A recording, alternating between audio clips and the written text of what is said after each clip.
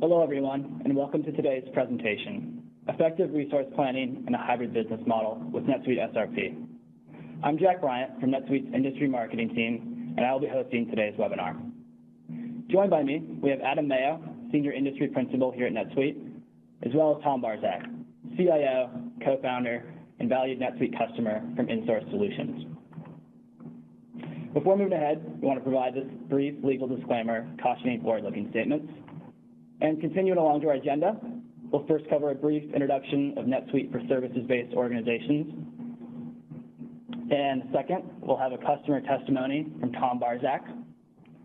Next, we'll hear from Adam Mayo, who will provide a demonstration on the NetSuite SRP solution. And finally, we'll hold a closing Q&A segment. So please be sure to share your questions in the chat box throughout the presentation, and we'll try to cover as many as possible. Now, many of you are familiar with NetSuite, but for those of you that are not, we're the undisputed #1 cloud ERP in the world, used by over 30,000 organizations across 160 countries. We've experienced over 30% revenue growth in each of the last 14 consecutive quarters.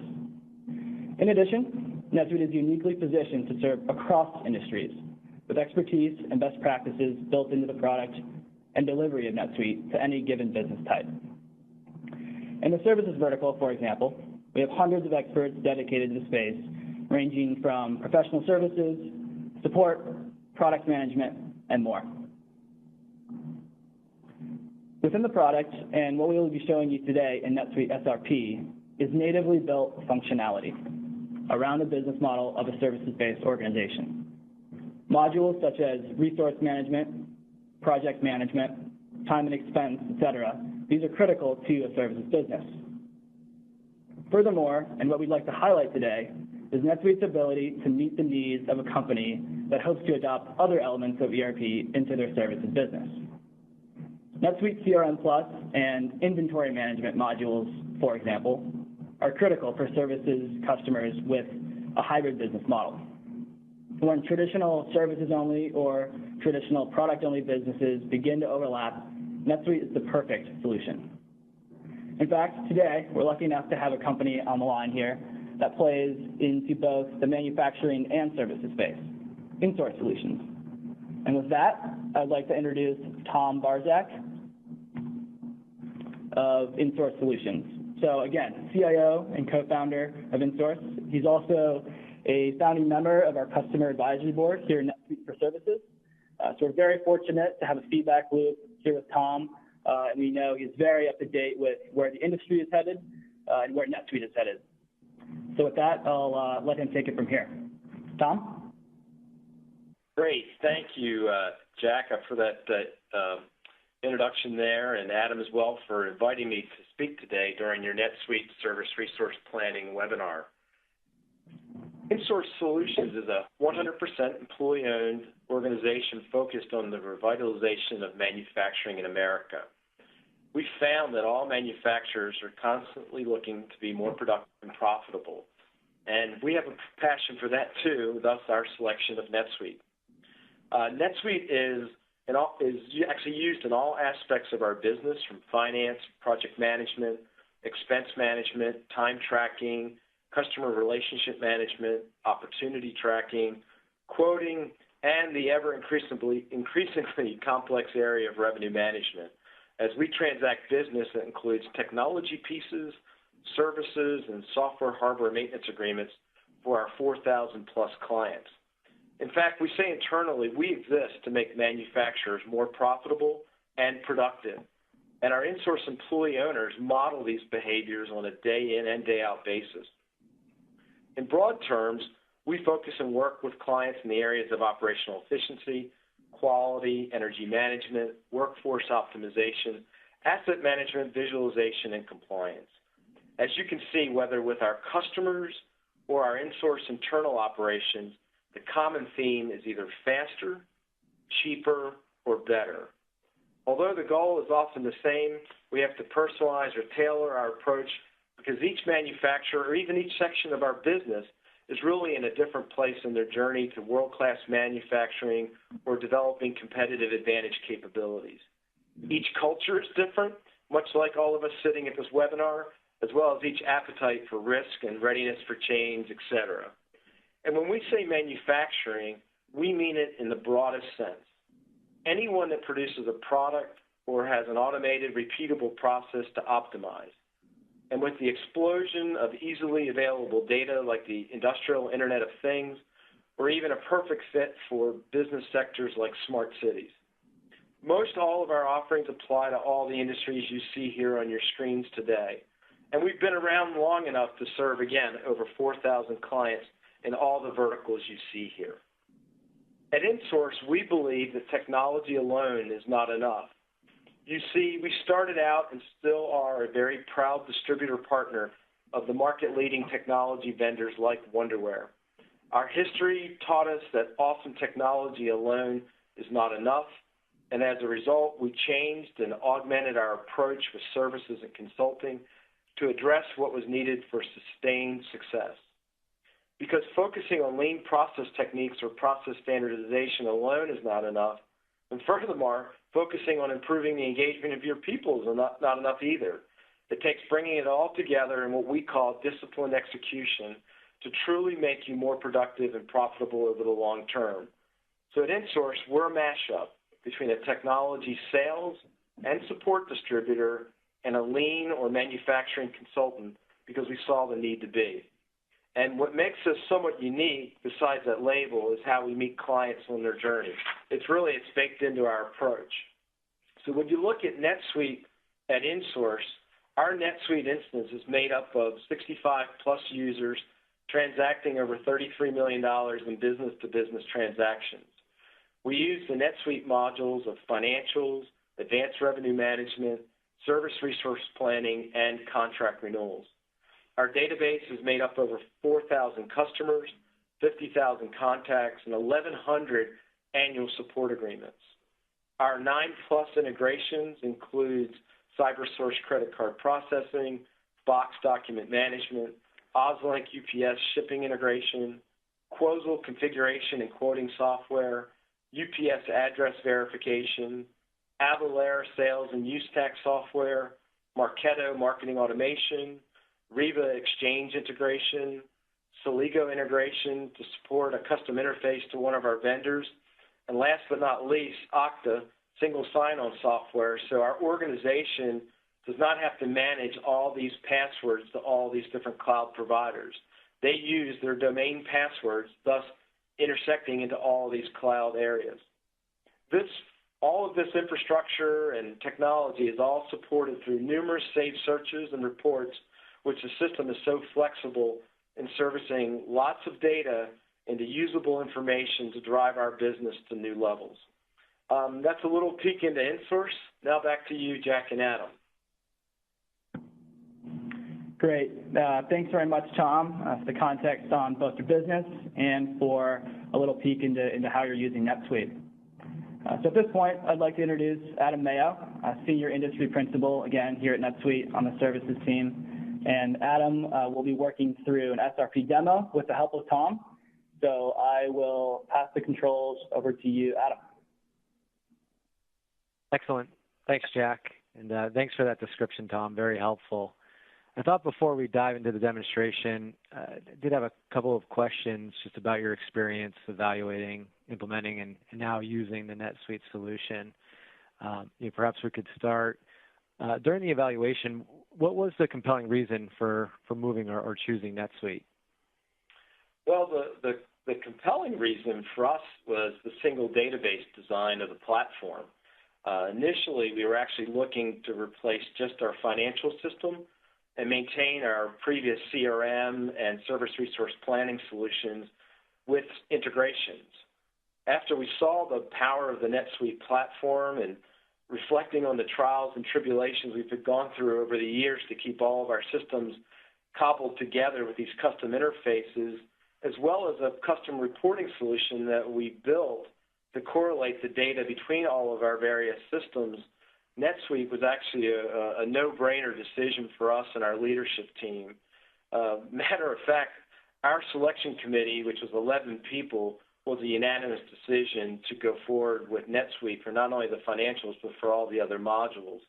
And internally, my team today now, they focus on all their energy on business enhancing solutions and refining our processes versus troubleshooting the numerous integrations that we had before. So our lives are a lot better in the NetSuite world. That's excellent, and obviously a very well thought out professional process and decision in deciding on the software, and very, very good to hear that we were unanimous in that decision making. Well, Adam, one other point is for those on the line, if you're looking at selecting a system with a team or a group of people, I suggest that you go ahead and have an odd number on your committee so that you don't have to vote leader. I like that advice.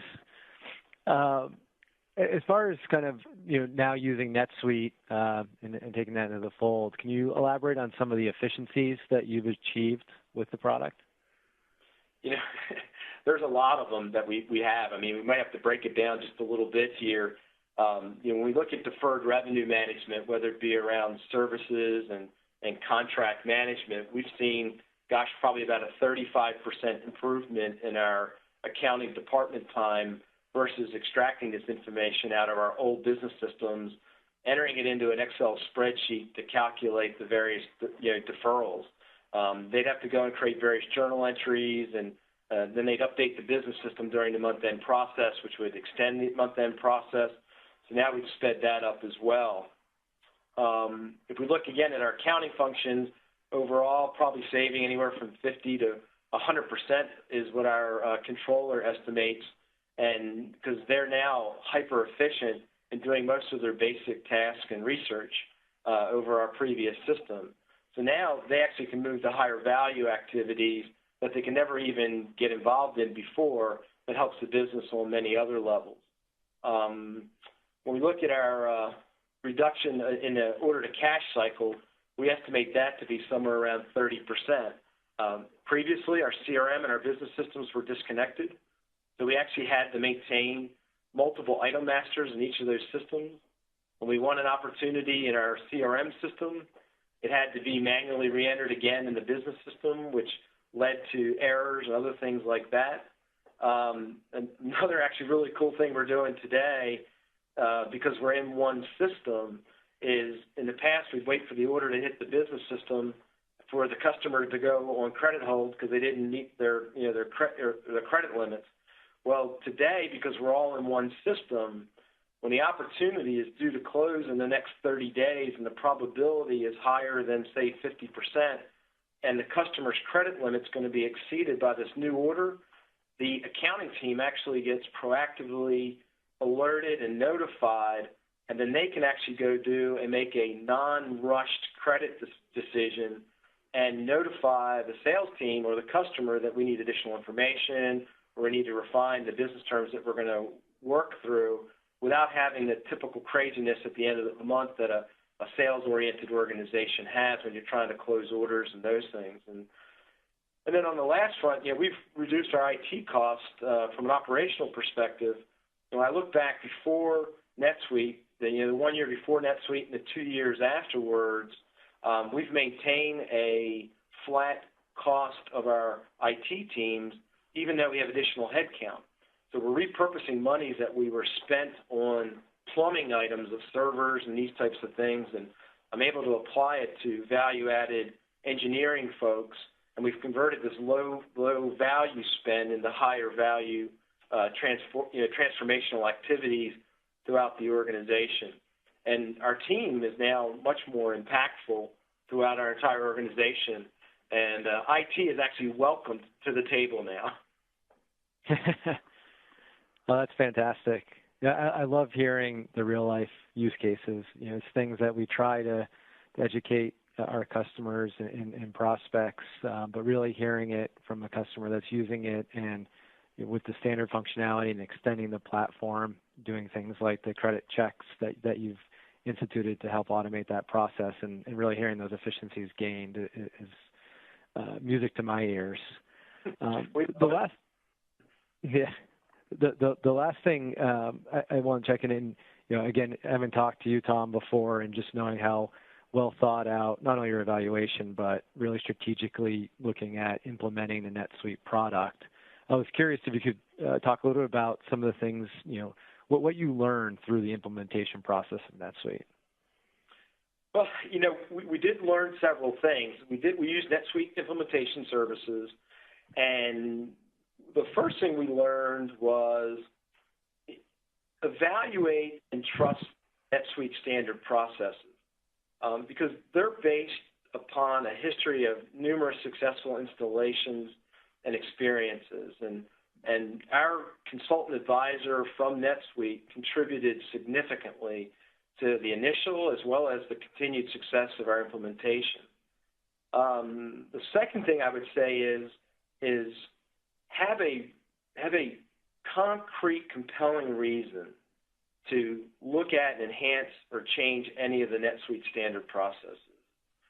Don't fall into the trap of repeating your previous mistakes and your workarounds without truly thinking it out with your project stewards. And in the spirit of it, that's my third probably lesson to you and to the general audience that's here today is in your organization, from the very beginning, build a spirit of stewardship through individual NetSuite stewards in each and every single department that's impacted by NetSuite. This helps with all the parts of the implementation, as well as going through all the ongoing enhancements and the spirit of continuous improvement in your organization. It also helps to have these stewards out in the business because they're there to answer a lot of the fear, uncertainty, and doubt of the users in their departments that might occur during a large implementation of this nature. And they can kind of quell the water cooler fear and uncertainty, doubt conversations. And it was very effective to us through the training process and then the ongoing refinement of the system. So again, evaluate and trust. Don't change unless you have a good reason, and build a spirit of stewardship from the very beginning. That's sound advice, and really, it's no wonder how much success you've seen with your partnership here with NetSuite. So thanks for that feedback. Really appreciate it. I'm going to now jump into the product and show a little bit of our overall NetSuite services resource planning solution. Tom might be doing some color commentary along the way and just chiming in with some of the things that he's seen, successes they've gained and efficiencies they've gained with the product. So let me switch over. Bear with me for just a second.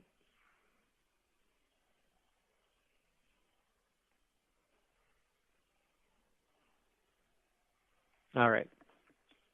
I'll just let that catch up for a second. And everyone should be seeing our NetSuite dashboard. A couple of things that I wanted to point out before we get into some of the business process flows is just a quick navigation tour. Again, the product is completely SaaS, cloud-based for browser and operating system agnostic. I can access NetSuite anywhere I have an internet connection, and not only on a laptop, Mac, that would be true of a tablet, of a iPad, even the browser of your phone, although we do have purpose-built apps for both iPhone and Android where the real estate's a little bit smaller. But really the idea that I can log in and access the entire application and get the functions that I need to go do my day-to-day job. It is role-based. Here I'm logged in as more of an executive level that has pretty full access to the application. But that role is going to control that level of access. The menus that you see up on the top, to what areas within those menus, record level, I can only see my clients, my projects, my employees, all the way down to field level security. So when I'm looking at a client record as an executive, that might be different than a salesperson, which might be different for someone in finance. And really the idea is that we're streamlining, giving them the information that they need without overwhelming them with options that they wouldn't use, don't need access to, or shouldn't have access to. From a navigation standpoint, up on the top, a couple of quick tools that we like to point out. I have my quick add, and here as the executive, there's only 4 things that I'm typically entering into the system. You can personalize that and add additional values or records that you would want to quickly add to the application. There's a global search, so having the ability to simply start typing in the name of a client, of a project, etc. I can key that in here, and as I'm keying it in, it's finding references to that. So here I can see there was an opportunity, a client, contact, and several projects tied to Cooper software.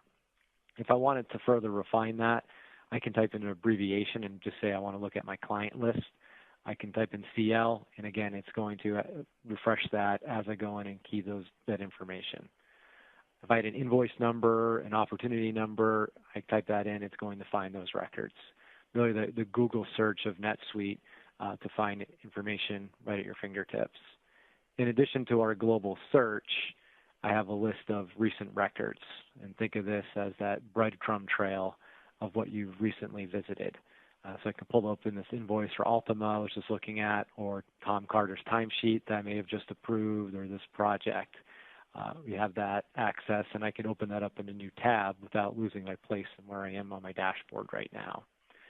To your shortcuts, and these are your favorite menus. As Tom talked about some of their key business processes, that's going to also involve things like reports and other pages that they have that someone's accessing on a daily, weekly basis. I can put that right into my shortcuts and access it here, or as well from the dashboard, without navigating to any of the menus.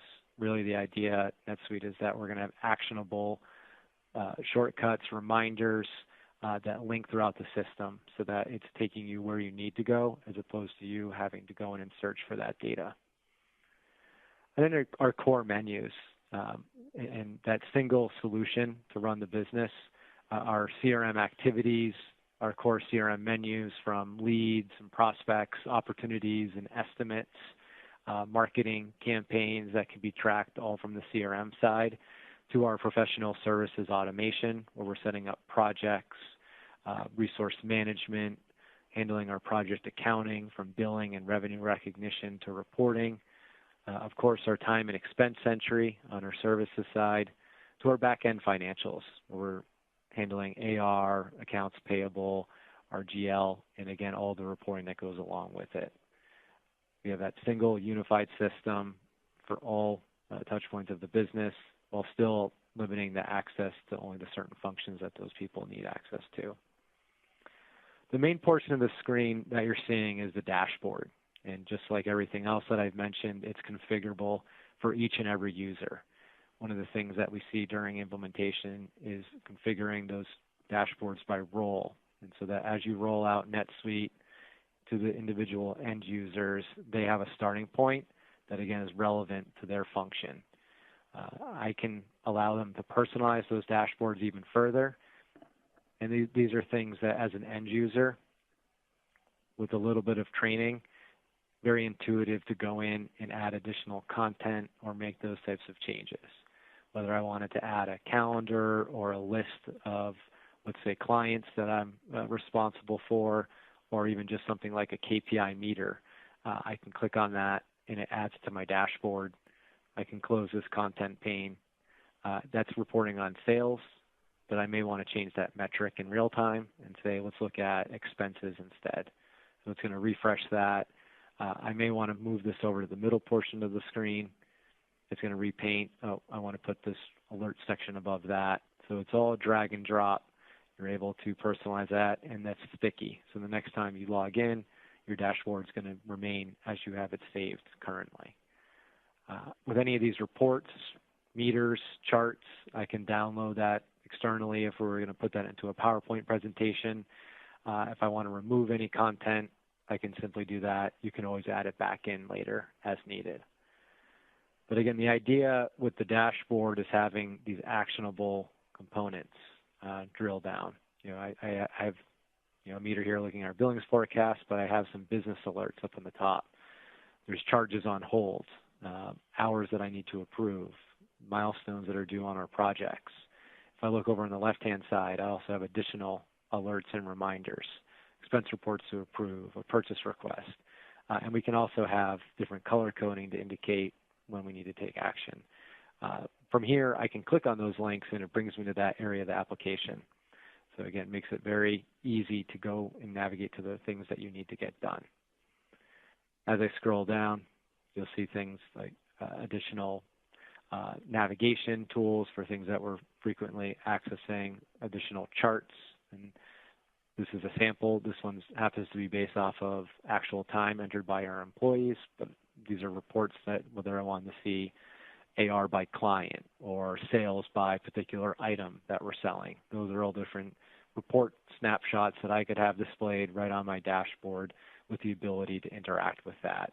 Hover over, see the individual resources, see the amount in this particular case, uncheck certain values if I wanted to just look at a particular employee, as well as change things like the date time frames on here.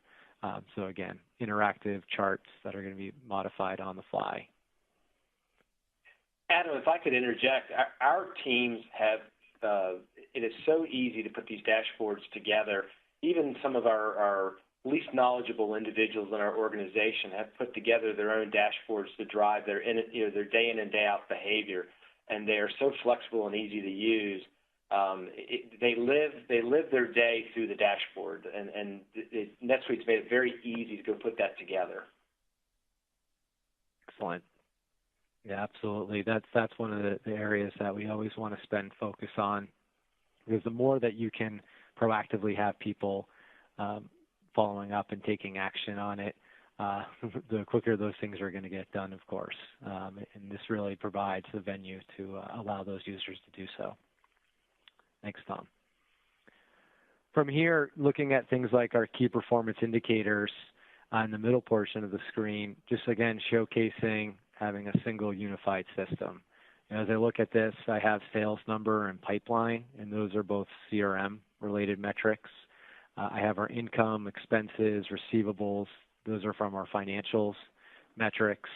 And then below, I have more project billing forecasts as well as hours coming from our PSA capabilities. So really, those in some environments are three separate systems, let alone separate reports, whereas I'm able to have those all consolidated into a single view with the ability to drill into the underlying report as needed.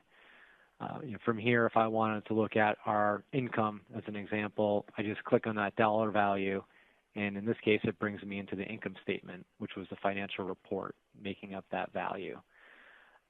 I can drill into look at additional details, which I'll show in just a second, but you also have the ability to add additional dimensions and breakouts of segmentation on your report. If I wanted to see this broken out by kind of the class offering that we have, I can refresh that, and it's now going to break that out into some different areas. We have a consulting group, data migration, custom development, and then some of the admin staff that supports that, those areas of the business, or perhaps by department or location. We also support multiple subsidiaries. So with our One World environment, the ability to have multiple subsidiaries, locations internationally, tracking multiple currencies, all is supported within NetSuite. Here you can see I have a multi-level hierarchy, our HQ down to regions, down to individual office locations. Right now it's reporting in US dollars, which is the base currency for the HQ, but you also have the ability to drill down into more specifics. So for instance, if I were to look at the UK as an example and refresh that same report, we're now going to see that reported in British pounds, which is the base currency of that particular subsidiary. And again, you can toggle through all those different options quite easily within here. And I may go in and set this back to our total. In addition to those different segmentations, multiple accounting periods, if I want to do comparisons, this quarter versus the quarter last fiscal year, period by period, et cetera, those are all different options that you're able to configure within our flexible financial report builder. Down on the bottom right, I'll also just address quickly the ability to download any of these reports into Excel, PDF, CSV, Word, and the ability to print, and then, of course, scheduling reports.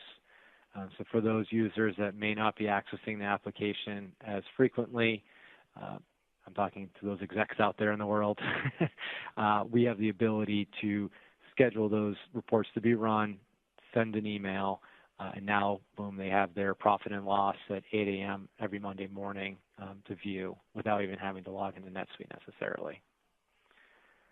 The last thing to point out on this report is that drill down that I mentioned earlier. So if I click into the services revenue, I can now see all the individual transactions that made up those values. And from here, it looks like we had some cash sales and invoices and revenue recognition that's making up that overall dollar value. If there's a particular transaction that I'm interested in, I just hover it, click on that link, and it now brings me into that record. So in this case, I'm looking at this invoice for Ultimate Technology, and I can see more of the details. Looks like we sold them a wireless adapter with their dollar value here. I can view any other details that we have on this invoice. From here, I might say, well, you know what, I want to go look at the overall customer. I can click on that link here, and I'm now in our client view for Ultimate Technology, something that we often refer to as our Customer 360. And the reason being, again, is this is one spot for me to go in and look at all the information, what's going on with that particular customer. I mentioned before, these are all forms and views that can be configured by individual role. So this is my view as the executive, which might be different as a sales rep, which might be different in finance. And that means that the tabs may appear or not appear. The way that the fields are arranged might be different by any of those roles. That's all configurable within the NetSuite interface. Here you can see I have a listing of contacts, activities from our CRM perspective. Now, often this gets lumped into more sales activities where I'm calling on to customers, checking in, leads, etc.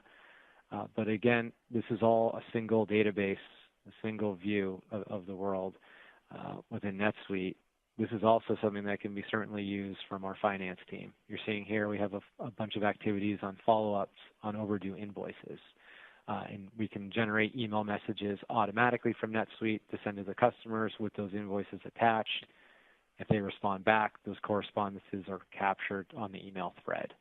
So not only do we have our sales activities tracked on here, account management, but finance and other folks, project delivery that capture that information. You know, if I'm a project manager and I'm working with Ultima and there's a dispute, I can go into the system to see that.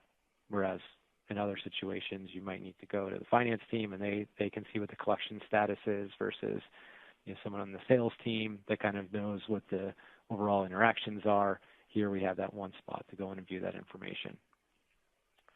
That's true of our email messages, our internal user notes that we have. As we move over into tracking opportunities that we have for that particular customer, and you can have as many opportunities as needed. Often in the services world, we see a lot of repeat business. And so being able to go in and say, hey, did we work with them last year? What did we do? Okay, yeah, we quoted them $29,000 for this software audit. Let me click into that and view more of the details. Do those turn into actual projects that we were actually staffing resources and billing for time and materials, fixed fees? And do we have ongoing in-flight projects? And where are we at within each of those, being able to see that data? Through the overall transactional information, invoices, estimates, sales orders, having that whole history right within this tab here. And again, these are things that you can lock out for folks that don't need access to it, but the idea is we're giving more information to our user base. And Adam, if I can add something there too, is a lot of the information you may want to put into someone's hands, but you may want to restrict that it's view only. And so there's a lot of the things around transactions where our people had to make lots of phone calls back and forth to people who had access to the business systems. Our sales guys didn't even have access to it. And today what we can actually do is give them read-only access to the things that we don't want them to touch, or give them read-write ability to things like opportunities and the whatnot. So it allows to have one place, and it reduced a lot of the back and forth trying to get information either through email or phone call between our staff members because, again, we're all in one database. That's a great use case. Absolutely. In fact, Tom, I know one of the things that you said that you also leverage amongst the team is not only this view, but the client dashboard, which I can access from here. And so I was showing a little bit more of the tabular way that the information is displayed when you're accessing the client directly. But here we also can get more of that summary view of the client with some key metrics and the ability to drill down. Looking at, on the left-hand side, some of the customer information, and you can choose what details show up in this particular view, to KPIs, like you saw on the main dashboard, but this is just for Ultima. So I'm seeing the sales for Ultima, their forecast, and I can drill into those numbers.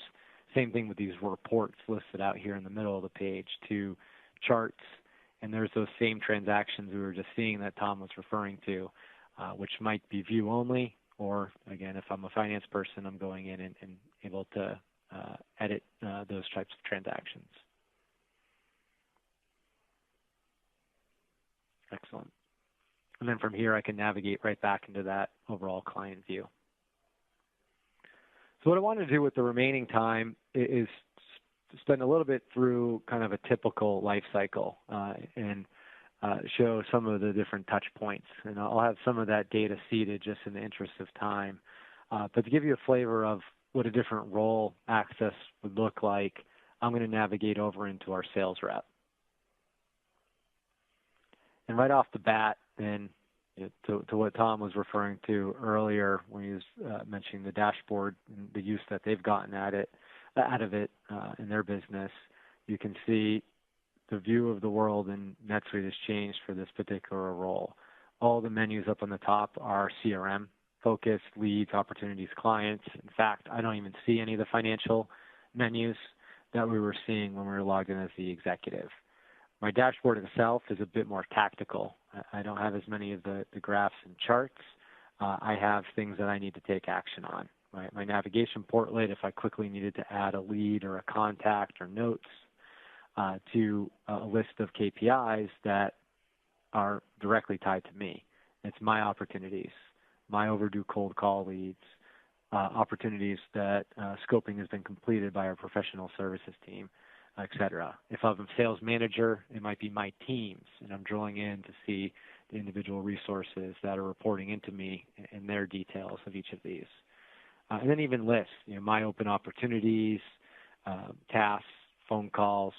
You can see we can do some nice flagging on here, things highlighted in yellow that are overdue, and the ability to drill into that. And you can choose different highlighting, whether it's an icon or shading, or in this case, we've done both to help illustrate how I can quickly see things jump out at me that I need to take action on. From here, if I were to click into my new leads as an example, now I have a report that's, again, filtered to me and showing my leads that I'm responsible for, their overall status, and I can scroll through, and in this case, we have it through some different events that we're capturing these.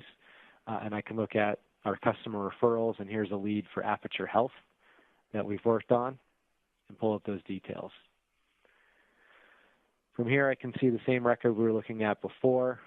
Our lead, our prospect, our client is all the same record. We just have different statuses to identify where they are in the process. From here, I just have a one contact that we're working on. If I click into the opportunity tab here, I can see we have this network installation, and I can click on that and view more of those details. From here, I can see, again, this is all tied to that customer. We have different statuses identified with probabilities. In this case, I've closed this particular opportunity, with a series of items that we've gone and listed out on this particular op. We have some project work. Looks like we have 96 hours of integration, 4 hours of project management. That defaulted in from this project that I have linked to the opportunity. So I'm able to do some preliminary scoping, which we'll talk more about in a minute.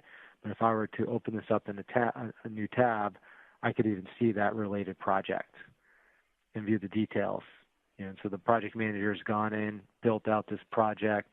Here are the hours that they have designated. I have a little project plan, in this case, of tasks that we're going to need to accomplish. If I were to summarize this and say, well, show me this by the billing items here, 96 hours of integration, 4 hours of project management. That's exactly what you're seeing on the opportunity. So that linkage of the project to the op is what defaulted that on here. And so now I have a more accurate estimate based off of what the project management team or delivery team told me it's going to take to accomplish that work. That's on the services side. We also have our products. And so from here I can see we're selling them this integrated services router. That is an inventory item, and I can say I have 197 of those on hand, so we have plenty of those to take out of inventory when we go to process this. And then I have a series of non-inventory items. These two are drop ship items that will be creating POs to, in this case, Dell, to process that pass-through, as well as our maintenance agreement. So being able to sell subscriptions, maintenance, support, and that might get billed and recognized differently from a financial standpoint. The other thing that you're noticing over on the right-hand side is as we go to build out this opportunity, not only do we have the pricing of what it's going to cost to the end customer, but we have our internal costing. And so from here, and especially important to VARs and people in the IT consulting space, is understanding their gross profit, at that opportunity and at that order level, and being able to see here's our gross profit, here's that profit percent, and are we hitting our margins based off of the items that we've priced out. Now this sales rep has gone in and converted this over into a sales order. So if I go over into my sales transactions, I can click on that and view the details. The great thing here is that it's a click of the button. So from the opportunity, we have the sales order, everything carries forward. I'm not in two different systems, doing two different things, and having to rekey in that data. So now I have my sales order automatically generated, and all those linkages are still there. I can see my opportunity, I can see my project, of course the client, and then here are all the details that were brought over from that opportunity. Again, I can see this is an inventory item. We're not going to be creating a PO. These two are listed as drop ship, and we're going to be creating purchase orders once this gets approved. The subscription is more of a maintenance agreement, so obviously nothing to ship or procure in this particular example, and then we have our services. So at this point, the sales rep has kind of done their job as far as filling that out, entering the details. They're now waiting for that approval process. And that's something that we have a default standard approval where I can go in and have that go to, let's say, the finance team to approve, which is what I've done here. But you can also build in additional processes to meet your business needs. Tom, I know you had talked a little bit about it earlier on, but you're using some of the approvals to handle your collections effort, if I'm not correct. Yes, we are. We're using the credit approvals when the sales order is when the sales order is being entered, and we look at what the customer's about to buy, what they have on invoice for us, and even orders that are in flight that are due to ship that could put them the total over their credit limit. But more importantly now, because it's all together in one system, when we have an opportunity, so we haven't closed it yet, we haven't received a PO, if we see an impending credit potential issue with their limit or whatever, we actually alert the accounting department. So again, we can be proactive in a very stress-free environment with the client to go ahead and take whatever measures or get additional information that we need, or even get an invoice paid early to make sure that they don't go over their credit limit.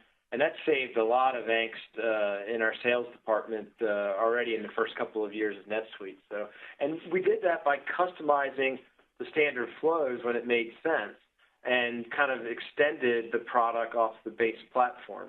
And it was very, very straightforward to do. That's great. Yeah, with our workflow engine, as well as some of our scripting capabilities, being able to have those automations and act just as if it's the standard process really is helpful within NetSuite.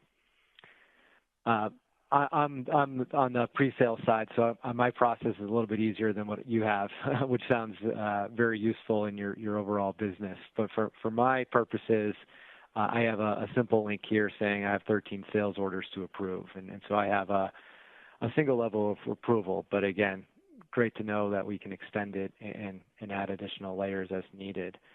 So here I can see a listing of orders that have gone in, and I'm logged in as the controller, so this is really where finance is going in and saying, yes, we're going to approve this, and things are going to happen, additional transactions that will impact our general ledger. As I look here, there's the sales order that we had keyed in with our sales rep for Aperture Health. Again, I see all the same details within here. The difference is I now have a big blue approve button, whereas the sales rep did not. They did not have rights to go in and do so. And so I can go in and approve the sales order as the finance person. And again, there's certain things that now might be triggered based off of that approval. For one, we're going to be able to potentially start billing for that order and create invoices. You're also seeing I have a processed order screen here. We've kicked off a purchase order automatically. The system knew that those 2 Dell products were drop ship items, and you can see it's processed a purchase order. I can open that up in the new tab and view that purchase order that was automatically created for me. So again, automating that process. It has Dell as the vendor, which is our preferred vendor for those particular items. I have our 2 product items listed out here, the quantity, the dollar value. I even tied it directly to the project if we wanted to see that from a costing perspective, in addition to the labor effort that we're going to be spending on that. I'll close that screen. And from here, I can go back to that original sales order. I mentioned before, I can generate billing. I can also start to fulfill that order as we take things out of inventory, like the Cisco server that I have listed out here, or as we process those purchase orders and deliver those. In addition, I also have a linkage here for a revenue arrangement that was created to start dictating how we're going to be recognizing revenue for that order. So within here, I can go in and see the additional details that I have listed out for those pieces of equipment, and those can have different types of revenue rules as far as how we want to earn that revenue. In fact, for the product SKUs, I'm saying I don't want to recognize revenue until those things have been fulfilled, which is typically maybe upon shipment, we'll go in and recognize that off of the order. Whereas the maintenance agreement, this is going to be a year-long contract. I want that to be recognized based off of the start and end date of that overall contract term. So again, we're able to dictate that. I can even see those individual revenue plans for that revenue arrangement and start to understand, here are the items that we're going to be recognizing based off of fulfillment. Here are the items that we're going to be recognizing, in this case, straight line, which is for our maintenance agreement. We can also tie in our project revenue to have additional capabilities in earning revenue for the project work. Adam, this is Tom again. I tell you, that part of the system has saved us so much effort of trying to maintain the RevRec schedules, and has really lowered a lot of risk for our business from a tax perspective, as well as, there's a lot of regulations coming out at the beginning of 2018 that's going to affect anybody who deals with revenue recognition. And having a system to formalize that process is really a great way to avoid risk in your business and simplify something that's very, very complicated. That's a great point.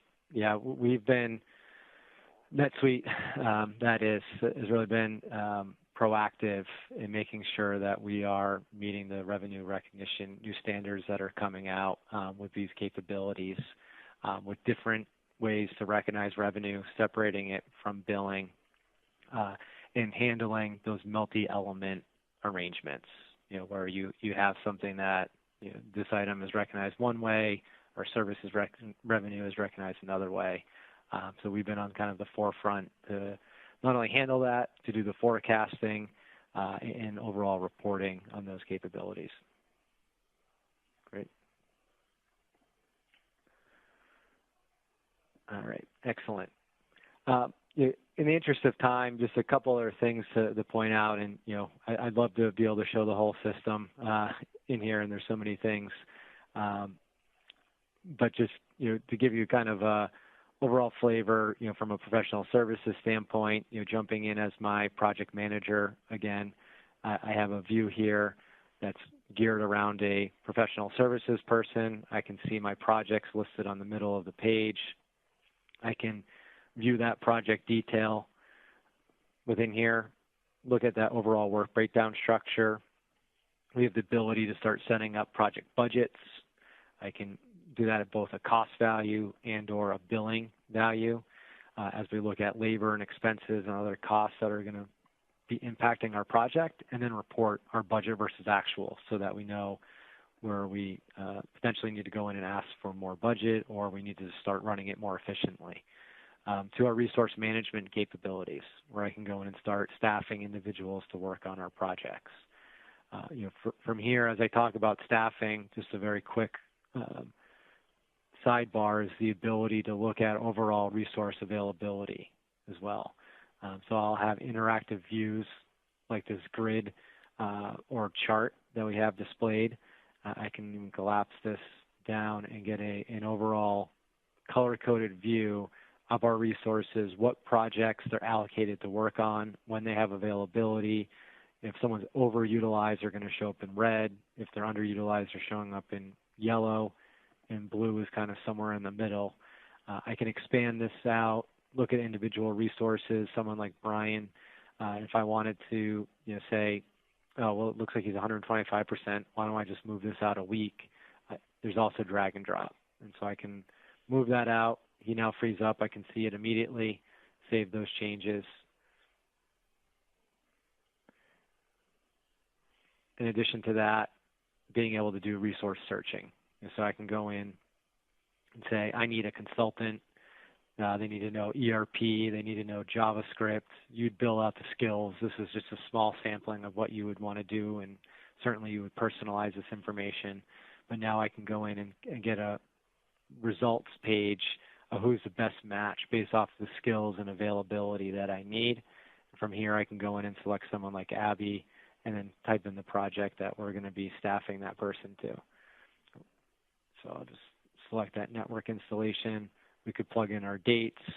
You can do it based off of a percentage of time or a set number of hours. And let's say we're going to be using Abby for the next couple of weeks, 50% of her time, and click OK. So I've now identified that resource to work on my project. That now gives that person the ability to go in, enter time, enter expenses. We have a mobile app to do both of those, both enter time, enter expenses. You can take pictures of receipts. Those will flow back against the project, and then we'll now be able to look at things like our project P&L, profitability report. We'll be able to generate our billing off of that project. You can see extending our services functionality, being able to set up unique billing rules for your fixed fee types of contracts, for your time and materials contracts, expenses, as well as how you are going to earn revenue on this project, and being able to specify unique rules for that and having that listed out directly on the project. Okay. So just circling back to the CEO, because we're coming up upon our hour here. Again, we just really touched the surface on some of the overall capabilities, from being able to have purpose-built specific dashboards by user, by role, with the ability to configure those, to having a full customer 360 to review transactions, projects, opportunities, anything that's going on with that customer, from CRM to financials, to our overall lead to order cycle, from the early stages of a lead to building on an opportunity, to scoping it from a project perspective, to creating the sales order, approving that order, and then having the financial transactions that result from there. With that, I'm going to jump back over into our presentation and pass it over to Jack as we have some a couple minutes for some additional Q&A from the audience. Awesome. Yeah, Thanks, Adam, and thank you, Tom, for adding some firsthand experience to the functionality we just saw.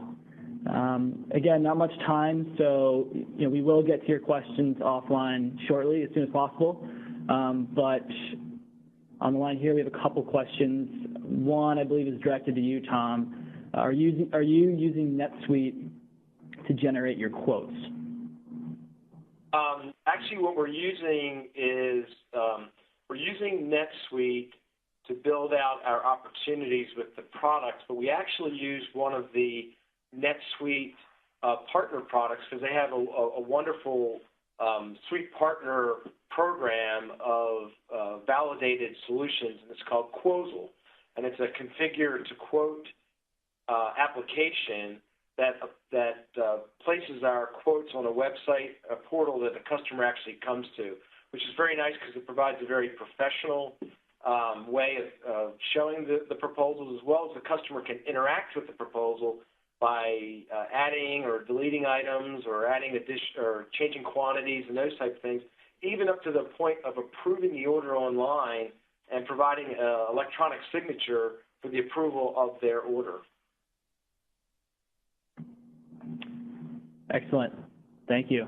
We have time for just one more that came in.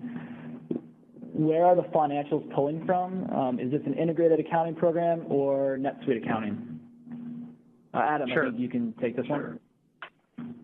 Yeah, absolutely. Thanks, Jack. Yeah, so it's all NetSuite. NetSuite was built from the ground up as a financials ERP solution. In fact, that was the primary focus of the product when it was first released back in 1998-99 timeframe. And then we've since grown it as a suite, and some of the functionality that you were even seeing today from the professional services capability, CRM, that's all one single database, single application to run the entire business. So financials is completely embedded in with that overall solution. Perfect. Thank you, Adam. Thank you, Tom, again. And thank you to all of you. Thanks for your time. We'll have this recording available shortly, but in the meantime, please visit netsuite.com for any information or any sales inquiries at all. Have a great day. Thank you.